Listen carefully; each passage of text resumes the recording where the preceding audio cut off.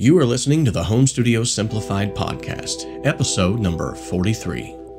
Welcome back, my fellow fader finaglers. Today's podcast can also be viewed in video form on the YouTube channel, and a link to that video will be included in the description of the podcast, as well as a link to the podcast in the video. So, today we're going to talk about the crazy parallel between the audio and the video realm. As a mix engineer and just generally a creative person, I've always been fascinated with any aspect of capturing things in their raw environment and then creating something from that, something that reflects my own personal artistic twist on whatever it may be. For instance, on the audio side of things, my personal preference is to use reverb on a vocal in varying levels through various buses to create a track that sounds very airy and maybe even just a touch ambient. Now, on the video side of things, I love rich contrast, and I generally favor darker images over brighter, more exposed scenes. Here lately, as I was seeking to improve the video quality for this channel, I began to delve deeper into the video aspect of things. And in my search for visual quality, the process really rekindled my love for photography as well as videography, and I began to notice some crazy parallels between the audio and the video world that I've not actually seen up until this point. The main similarities that I've found are in the terminologies that are used by both fields. For instance, a term that is widely used by both artistic fields is dynamic range. So in audio, dynamic range is the difference between the loudest and the softest parts of an audio clip. In photography, this is based off of a light spectrum and is measured by the darkest and the brightest areas of a photo or video. In audio as well as video, however, good dynamic range is the goal, and although what is good to one or to another is subjective, the fact remains that in either field, bad dynamic range leads to another term that's used by both, clipping. If you're viewing this in video form, in this example here is an audio track that shows what happens when a good dynamic range is maintained and when the limits are pushed. And likewise, just below it is a picture of a histogram showing the same in a photograph. You'll notice that the terminology is synonymous.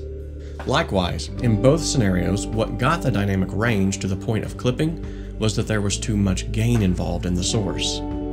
So, gain is yet again another term that is used frequently in both fields, and the only difference is that in audio, gain is achieved by turning up input levels, and gain within a camera is actually controlled by things like exposure, ISO, and lighting.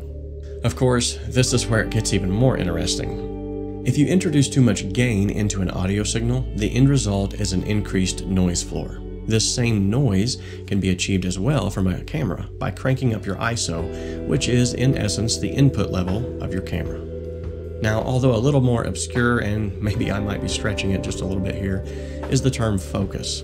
Both audio and video talk about focus quite a bit. However, in audio, it's not so cut and dry because we have way too many descriptive terms. That guitar sounds gritty. Man, that bass sounds flabby. Ooh, that kick sounds punchy. Round, muffled, crappy, tight. Sounds like a fart in a bathtub. And on the descriptive terminologies go. So whether it's an out-of-focus shot that looks bad or a muffled bass track, essentially they both lack focus or clarity. Now, on the flip side of things, conversely, there is a pleasing out-of-focus effect known as bokeh in photo that could be, in my personal opinion, likened to a backup singer that lacks the clarity to take over the lead vocal, but is out of focus just enough to still be pleasing when heard. So backup singers are like bokeh singers. Who'd have thunk it? While doing research on getting the best settings for the camera that I'm currently using right now for this video, I stumbled across several awesome creators that are here on YouTube that know a whole lot more about photography and videography than I do, and one of my favorite is a young man by the name of Simon Cade. Simon has a channel that's called the DSLR Guide, where he gives great little tips and tricks on achieving high-quality video productions on a budget. Sort of what I try to do here, but in the video world, more so than the audio. One thing that I've noticed from him, as well as others, that only seems to surface to the top is that story is king. In a short film, or a documentary, or an advertisement, or even an interview, what makes a great video is not so much the lighting or what camera was used, but the story that's being conveyed. Now this is so true in the audio world as well. The mic that you're using, the DAW that you're mixing on, or even your plugin choice is not as important as the song itself and the story that that song is telling. So to wrap all this up, in either field, the absolute best scenario for a great production is great source material. Things that are recorded better will ultimately mix better, and things that have great sound will be more pleasing to the ears of your audience, and things that tell stories that people can relate to will cause your art to stand out from the myriad of others that are producing music or video with hundreds of thousands of dollars worth of gear, but lack the fundamental foundations of emotional connection. Alright guys, that wraps up today's video/podcast, very short and sweet. So do you know of any other fields that cross over into the audio world?